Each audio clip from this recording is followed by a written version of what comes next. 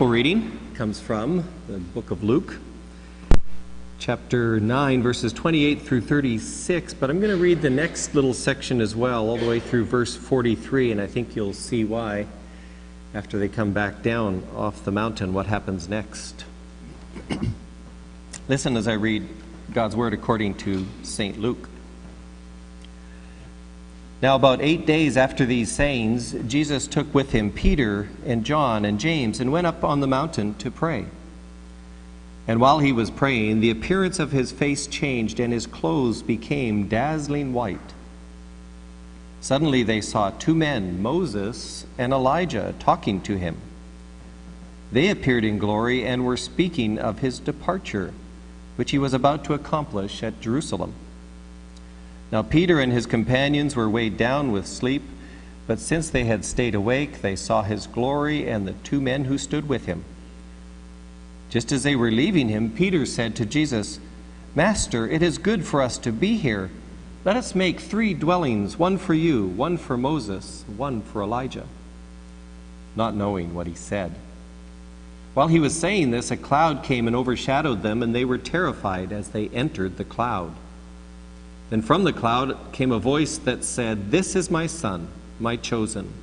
Listen to him." When the voice had spoken, Jesus was found alone. And they kept silent, and in those days told no one any of these things they had seen. On the next day, when they had come down from the mountain, a great crowd met him. Just then a man from the crowd shouted, "Teacher, I beg you to look at my son. He is my only child." Suddenly a spirit seizes him, and all at once he shrieks. It convulses him until he foams at the mouth. It mauls him and will barely leave him. I begged your disciples to cast it out, but they could not. Jesus answered, "You faithless and perverse generation, how much longer must I be with you and bear with you? Bring your son here." While he was coming, the demon dashed him to the ground in convulsions. But Jesus rebuked the unclean spirit, healed the boy, and gave him back to his father. And all were astounded at the greatness of God. The word of the Lord. Thanks be to God. Let us pray.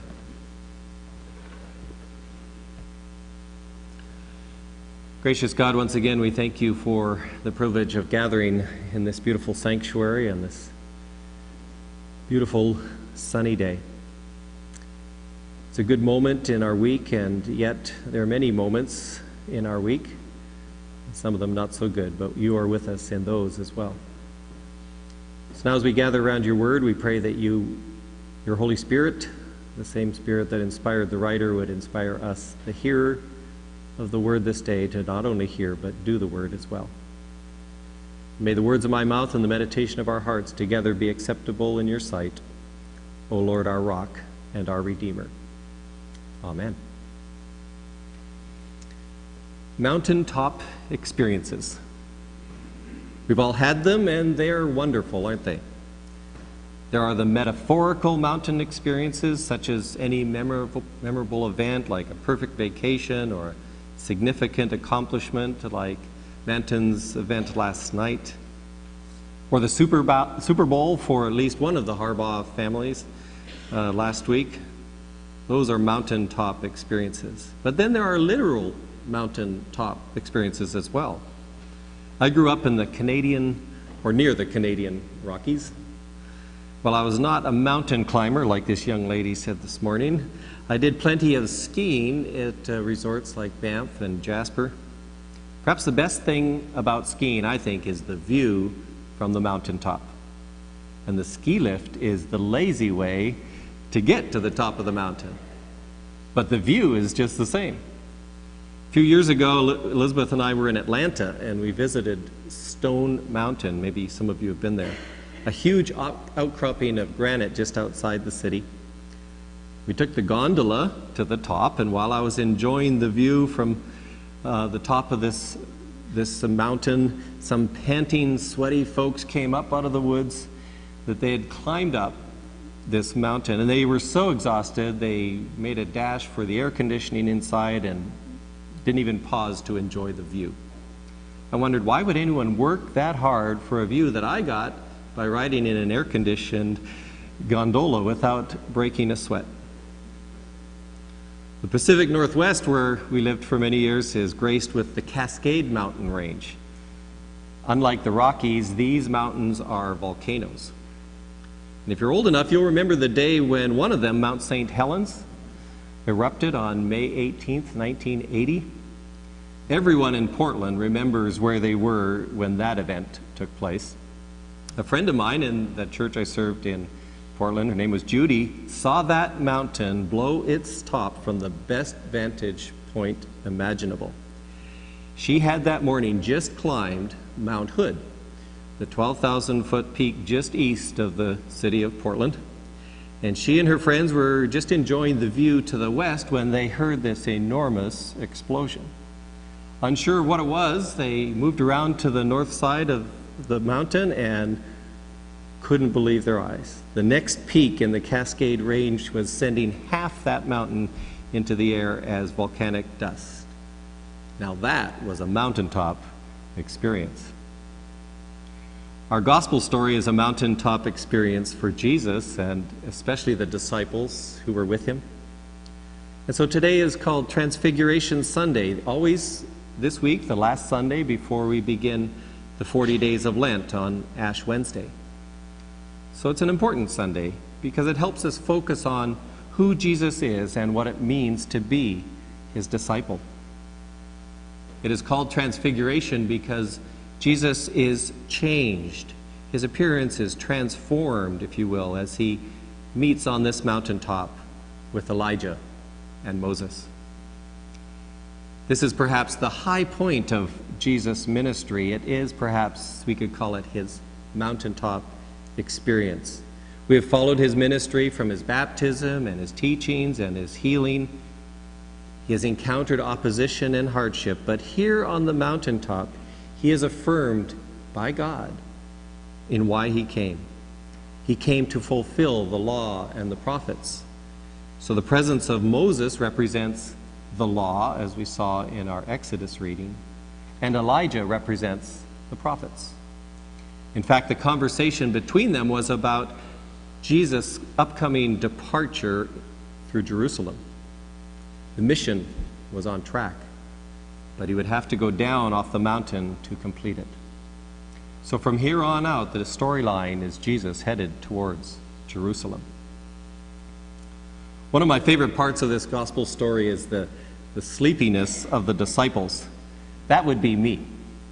Peter, James, and John, it says, were weighed down with sleep, and the gospel tells us that. And if they'd pulled up in a car, they would have kicked back the recliner in the seat and said, "You go on, Jesus, and we'll catch up with you in a minute." And soon the three of them would have been snoring away in the car. But as sleepy as they were, this mountaintop experience woke them up. It made such an impression on Peter that he wanted to build something to capture the moment. He wanted to make 3 shelters, one for Moses and one for Elijah and one for Jesus. If they couldn't stay on the mountaintop, he was hoping they could come back often and see these shelters and memorialize the moment. I wish we could see the look on Jesus' face as he once again thought, "Peter, you big dummy, you just don't get it, do you?" But it was the voice from heaven that came out of the cloud that had descended and told Peter what this was all about. Reminding us of the voice at Jesus' baptism, this voice declared Jesus to be the Son of God, and so they should listen to him. And the gospel points out that they were silent after that. But the story does not end there. They do not stay on the mountaintop. The disciples may have wanted to. Jesus may have wanted to. But Jesus knew that mountaintops come to an end. They were not an end in themselves. Jesus went to the mountain to pray, to recharge his batteries so he could come back down from that mountain, to be where the people were, to be where he was needed, to complete his mission. And no sooner, as we read this second part of the gospel, no sooner were they off the mountain than the crowds gathered around him. And one man shouts from the crowd, "Please look at my son, my only child." It's a touching plea from a parent, desperate to find help for his child. And the voice from the crowd said earlier, "This is my son, my chosen. Listen to him."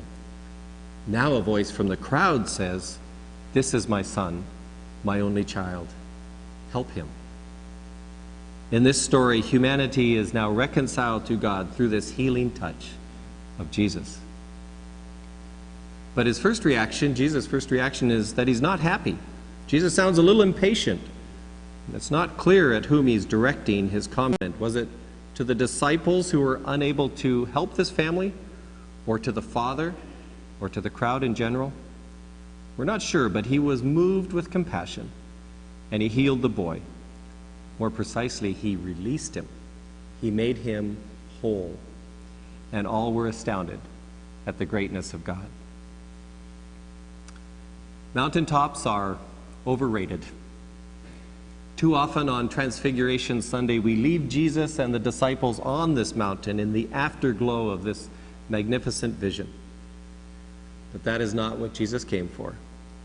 He came with a mission, and the mountaintop was just a stop along the way.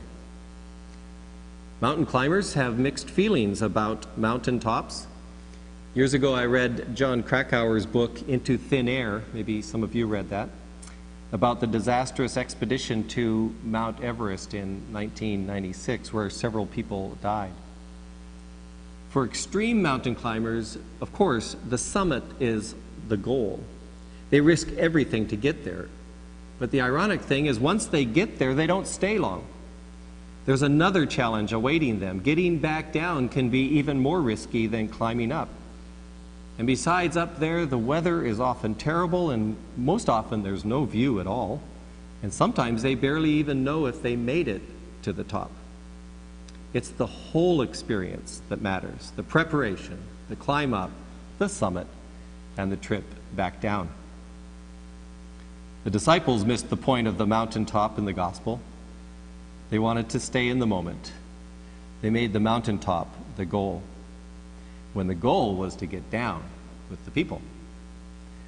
I have a friend from California who's now a pastor in Iowa. I'll never forget him making a very powerful observation about church life. In expressing some frustration of what he felt was his ineffectiveness, he said, "I don't want to be a part of an institution. I'd rather be a part of a movement." The disciples wanted to make an institution out of what they had seen. But Jesus was initiating a movement of God's life-changing power to release people from their bondage. Remember his mission statement in Luke 4, "I have come to bring good news to the poor, release to the captives, recovery of sight to the blind, to set free those who are oppressed." Sounds more like a movement than an institution, doesn't it? What about you? Do you want to be part of an institution or a movement?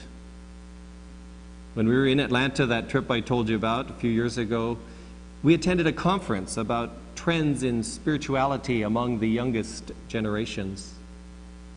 And one of the most obvious points is that this generation is not interested in institutions. They don't want to spend their lives perpetuating organizational structures just because. They want their lives to make a difference, to count for something. They want to impact people and communities. They want to be part of a movement. And speaking of movements, there is a movement in the church today to move beyond this institutional model we have had of being church and becoming what is called the missional church. I, for one, believe the missional church is precisely what God intends us to be. You see, institutional churches spend all of their time and energy and money on the machinery of survival. Church buildings often become the focus to the point that they become an end in themselves. And we forget that buildings are a means to an end. We come in this beautiful sanctuary for a spiritual mountaintop experience, and then we are to head out into the world where the people are, where the needs are. Institutional churches look inward to themselves. They measure success with attendance and membership and budgets. Institutional churches are sometimes successful by those measures, but they are missing the point. Institutional churches have no future, and even if they did, I wouldn't want to be part of one, would you? Missional churches, on the other hand, have an outward focus. They measure success with people whose lives have been impacted for good. They measure success with the release of the captive and the recovery of sight to the blind. These are exciting times for the Church of Jesus Christ in the world and for us here at the Presbyterian Church of Mount Kisco. God is doing a new thing and is calling us to be a part of it. In his book, Missional Renaissance, Reggie McNeil puts it in sharp contrast. He writes, "The missional renaissance reflects the church's response in a time of remarkable manifestation of the kingdom. Those who miss it will find themselves on the other side of the divide that renders them irrelevant to the movement of God in the world. Those who engage it will find themselves at the intersection of God's redemptive mission and the world that God loves so much." I close with the story of one church that really gets that this mountaintop thing is overrated. Pastor Heidi Newmark writes about her experience at the aptly named Transfiguration Lutheran Church in the South Bronx. Standing amid poverty and the myriad problems that can accompany such a demon, crime, drug abuse, lack of education and opportunity, lack of hope, the church mostly kept its doors shut tight to the world around it. And the work of Jesus rebuking the unclean spirit in Luke was example enough for this pastor when she wrote, "When Peter and the others came down from the mountain, they found a father and a child gasping for life. But Jesus rebuked the unclean spirit, healed the boy, and gave him back to his father, and they found transfiguration." And so it is, when the disciples of this Bronx church unlocked the doors of their private shelter and stepped out into the neighborhood, they did meet the distress of the community, convulsed and mauled by poverty. But they also discovered transfiguration as a congregation in connection with others. End of quote. Transfiguration of Jesus loses its power if it does not include the moment when Jesus and the disciples come down from the mountain. On this Transfiguration Sunday, let's take in the beauty of the moment. Christian worship should be about the beauty of God's goodness and God's love. And then let's get down from this mountain and be part of the movement of putting that goodness and love into action. And you'll find that that movement is underrated, because in reality, it's the best thing that could ever happen to us and to the world. Amen.